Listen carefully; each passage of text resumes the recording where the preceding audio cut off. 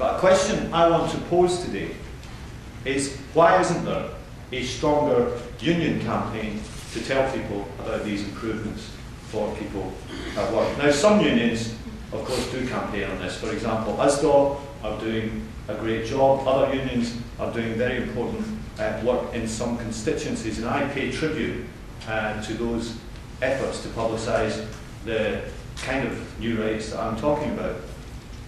But too often, issues are campaigned and fought for with great passion before they're brought into being, and then rarely discussed once they are in place.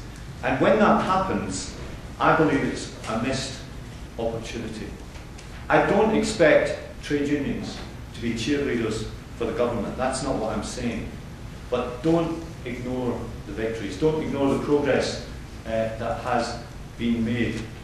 And I say this because I believe it is in unions' own interests, leaving the government aside, to show that they have campaigned on these issues and that the situation is better than it was. Not only that, but it can get better still in the future.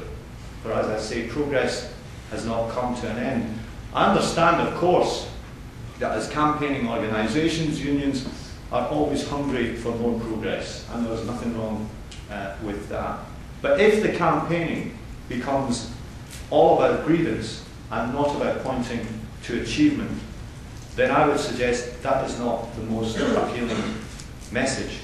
And by showing that the condition of people at work is better and pointing to the new rights in place or the new rights to come, unions, I believe, can extend their appeal and get through to a new generation of members. With the extension of paid leave, the extension of flexible working, and the tough new laws on the minimum wage coming in, there is a strong agenda there. And let's be clear, the Conservatives would have done none of it and fought most of these measures tooth and nail. But we have put them in place and we can achieve more in the future. Now, of course, legislation is one thing and enforcement is another.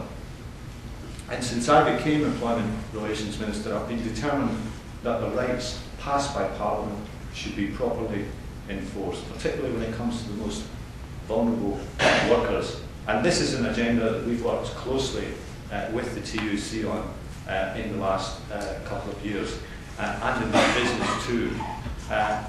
What I want to do on this, and I think it's important, is to shine a light into some dark corners of the labour market, to uncover and to deal with the unacceptable employment practices which exist. I am very, very clear that the recession must not become an excuse to deny basic employment rights to some of the most vulnerable workers in the country. So, for example, this was something identified also in the TUC's Cove report last year in terms of information and awareness and reporting. We recently launched a £1 million publicity campaign in conjunction with the Recruitment and Employment Confederation to inform agency workers of their rights, and there will be more to come over the next few years on that, because we have identified extra resource precisely for information directed to vulnerable workers. I've also pulled together all the government enforcement agencies, business and trade unions in a fair employment enforcement board to make sure these efforts are properly coordinated and to try to lift more of the burden from the person reporting the abuse and passing more of that burden of navigating the system to the system itself. And when we make changes like this, sometimes our opponents accuse us of just doing this to benefit trade unions, but it isn't about benefiting particular organisations. We do it because we believe in a labour market with fair and decent rules, and the changes that we've made over the past 12 years have benefited union and non-union members alike. But many of these changes were campaigned for by unions, and my point is perhaps we don't shout about them enough. There is a stronger message of achievement available than the song that is sometimes sung.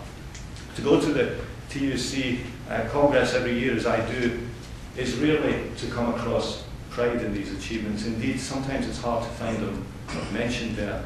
And I believe it's strongly in the interest of modern 21st century trade unionism to talk about these changes. And as I say, that isn't just an appeal from government ministers looking for plaudits.